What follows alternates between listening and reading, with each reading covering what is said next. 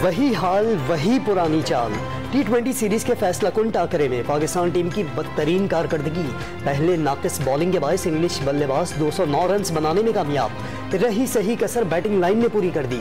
पूरी team 142 run पर ढेर। बाबर आजम 4 और मोहम्मद रिजवान सिर्फ 1 रन ही बना सके।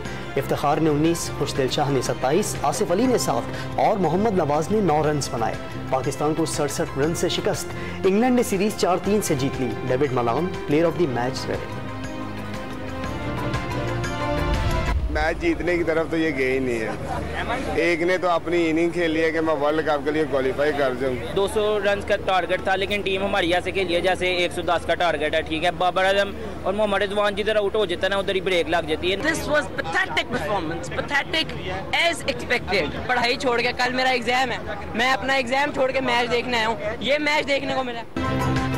कौमी टीम की नाक़िस कारकर्दगी, शायकीन क्रिकेट फट पड़े। बॉलिंग और बैटिंग के साथ बदतरीन फील्डिंग पर भी शदीद तनकीद। खिलाड़ियों को जिम्मेदारी निभाने का मशवरा दे दिया।